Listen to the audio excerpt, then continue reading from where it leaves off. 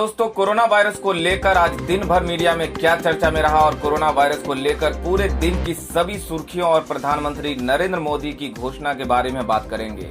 और साथ ही भारतीय वैज्ञानिकों ने इस बीमारी को लेकर क्या भयंकर खुलासा किया, सभी इस वीडियो में बताने वाले हैं। तो इस वीडियो को अंत तक जरूर देखिएगा। तो बिना समय गवाए सीधे ले चलते हैं पहले बड़े अपडेट में।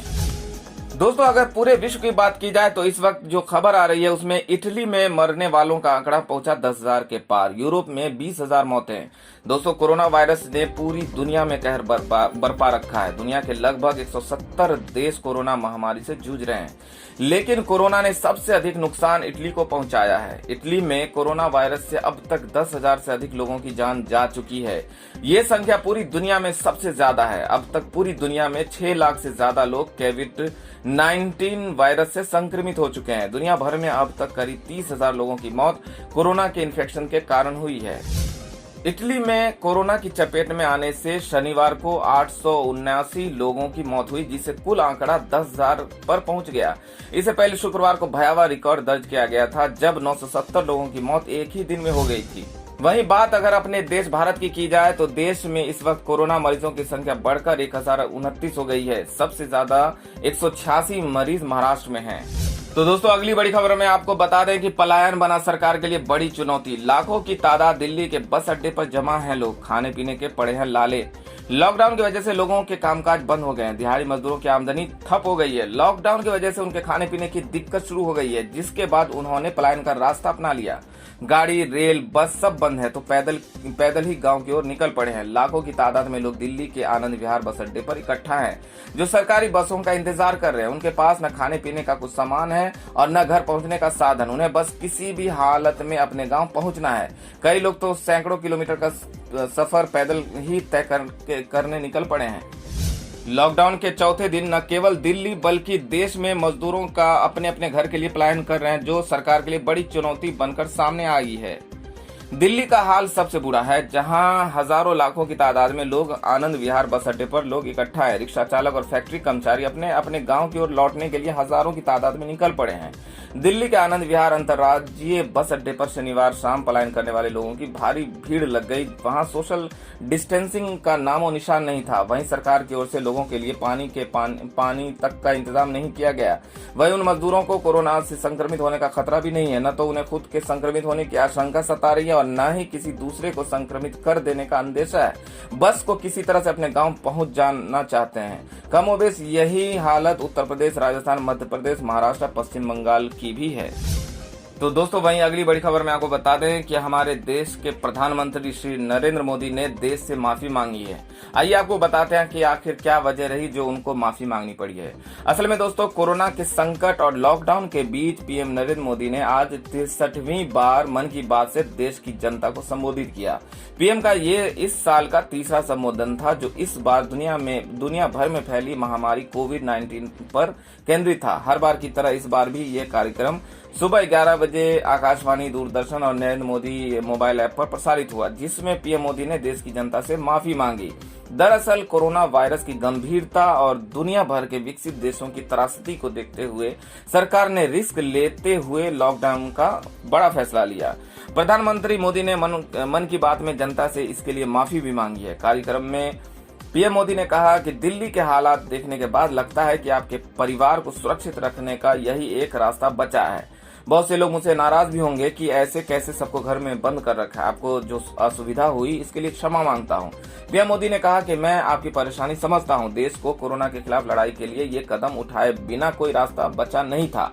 कोरोना के खिलाफ लड़ाई जीवन और मृत्यु के बीच की लड़ाई है और इस लड़ाई में हमें जीतना है।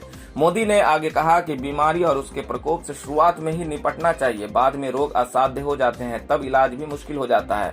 आज पूरा हिंदुस्तान, हर हिंदुस्तानी यही कर रहा है। वहीं पीएम मोदी ने कहा कि आप जैसे तमाम साथियों के हौसले और जज्बे के कारण ही इतनी बड़ी लड़ाई हम लड़ पा रहे हैं। इस जंग में हमारे आसपास ऐसे अनेक लोग हैं जो समाज के रियल हीरो हैं। कोरोना वायरस से लड़ने का कारगर तरीका सामाजिक दूरी है। ये हमें समझना होगा कि सामाजिक दूरी का मतलब सामाजिक संपर्क खत्म करना नहीं, बल्कि ये समय सामाजिक दूरी को बढ़ाने और भावनात्मक दूरी घटाने का है। इस संकट की घड़ी में गरीबों, भूखे लोगों की हमें मदद करनी चाहिए। यही हमारे संस्कार और संस्कृति है। दोस्तों अगली बड़ी खबर बिहार से आ रही है, जहां सीएम नीतीश कुमार ने अब आपदा सीमा राहत शिविर लगाने का दिया है आदेश। दिल्ली और उत्तर प्रदेश सरकार द्वारा लॉकडाउन के बावजूद प्रवासी बिहारियों को वापस भेजने वाली बात सामने आने के बाद मुख्यमंत्री नीतीश कुमार ने पहले इस पर नाराजगी व्यक्त की थी, लेकिन अब उन्होंने सीमावर्ती जिलों में आपदा सीमा राहत शिविर लगाने का आदेश दिया है। ये आपदा राहत शिविर उत्तर प्रदेश, बंगाल, झारखंड के अलावा नेपाल से सटे जिलों में लगाए जाएंगे। बिहार सरकार का अनुमान है कि इन जिलों में बहुत अधिक संख्या में लोग वापस अपने गांव जाने के लिए इन सीमाओं में प्रवेश करेंगे। बता दें कि इस शिविर में खाने, रहने और चिकित्सा की व्यवस्था होगी। नीतीश कुमार ने एहतियातन ये कदम उठाया है।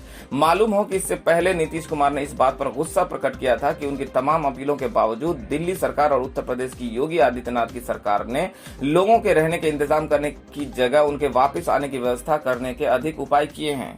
दोस्तों अगली बड़ी खबर में आपको बता दें कि लॉकडाउन के बीच राजनीति भी शुरू हो गई है। डिप्टी सीएम मनीष सिसोदिया ने योगी आदित्यनाथ पर लगाए गंभीर आरोप।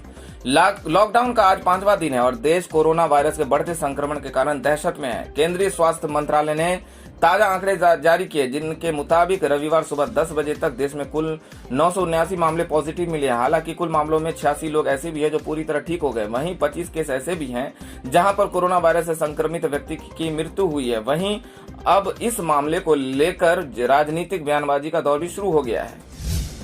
उन्होंने बीजेपी पर कोरोना वायरस महामारी को लेकर ओछी राजनीति करने का भी आरोप लगाया। उन्होंने दावा किया कि उत्तर प्रदेश में योगी आदित्यनाथ की सरकार आरोप लगा रही है कि लोग दिल्ली को छोड़कर इसलिए पलायन कर रहे हैं क्योंकि आप सरकार ने उनके बिजली और पानी के कनेक्शन काट दिए हैं। बता दें कि सिसोदिया की ये तीखी प्रतिक्रिया उन खबरों के बाद आई है जिनमें कहा गया है कि प्रवासी मजदूरों की बड़ी संख्या अपने अपने गृह राज्यों की बसों में सवार होने के लिए आनंद विहार पहुंची है।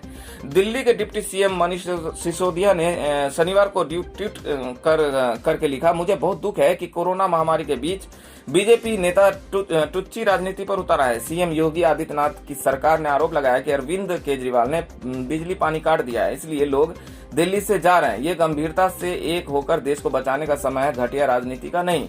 उन्होंने कहा कि आज दिल्ली की सीमा पर जो लोग हैं वे केवल दिल्ली से नहीं बल्कि हरियाणा, पंजाब, राजस्थान तक से लोग आए हैं। जो भी इस वक्त दिल्ली में है उसे छत और खाना देने की जिम्मेदारी हमारी है ताकि कोरोना वायरस के खिलाफ प्रधानमंत्री मोदी जी का लॉकडाउन सफल हो सके। दोस्तों अगली बड़ी खबर में आपको बता दें कि कोरोना संक्रमित हुआ स्पाइसजेट का पायलट, मार्च में नहीं भरी कोई अंतर्राष्ट्रीय उड़ान। देश में कोरोना के संक्रमण की एक बहुत ही चौंकाने वाली जानकारी सामने आई है। निजी विमान कंपनी स्पाइसजेट का कहना है कि उसका एक ऐसा पायलट कोविड-19 के टेस्ट में पॉजिटिव पाया गया है जिसने इस पूरे महीने एक भी अंतर्राष्ट्रीय उड़ान नहीं भरी है। उस पायलट की टेस्ट रिपोर्ट शनिवार को ही सामने आई है, जिसके बाद उसके संपर्क में आए एयरलाइंस के बाकी सभी कर्मचारियों को क्वारंटाइन कर दिया गया है। सवाल ये उठ रहा है कि आखिर जब वो पायलट मार्च में कभी विदेश गया ही नहीं तो वो संक्रमित कैसे हो गया। गौरतलब है कि 21 दिनों के लॉकडाउन में देश में सभी घरेलू और अंतर्राष्ट्रीय उड़ानें भी रद्द कर दी गई हैं। स्पाइसजेट का एक पायलट जिसने इस महीने एक भी अंतर्राष्ट्रीय उड़ान नहीं भरी, वो भी कोरोना वायरस से संक्रमित हो गया। ये जानकारी रविवार को स्पाइसजेट की ओर से दी गई। एयरलाइन कंपनी के प्रवक्ता के मुताबिक हमारे एक सहयोगी जो स्पाइसजेट में फर्स्ट ऑफिसर है, उन्हें जांच में कोविड-19 पॉजिटिव पाया गया। टेस्ट की रिपोर्ट 28 मार्च को आई है। उन्होंने इस साल मार्च में कोई भी अंतर्राष्ट्रीय उड़ान नहीं भरी। स्पाइसजेट के प्रवक्ता ने यह भी कहा कि उन्होंने आखिरी घरेलू उड़ान 21 मार्च को चेन्नई से दिल्ली के लिए भरी थी और उसके बाद से उन्होंने खुद को घर पर ही क्वारंटाइन कर रखा था। स्पाइसजेट ने बताया कि एहतियात के तहत जितने भी क्रू और एयरलाइंस स्टाफ उनके सीधे संपर्क में आए हैं उन सबसे 14 दिनों तक खुद को अपने घरों पर ही सेल्फ क्वारंटाइन में रहने के लिए कहा गया है। तो दोस्तों देश और दुनिया की सभी बड़ी खबरों के लिए और कोरोना वायरस से जुड़ी अपडेट्स पाने के लिए हमारे चैनल को सब्सक्राइब कर लें, वीडियो को लाइक और शेयर भी जरूर कर दें। धन्यवाद दोस्तों।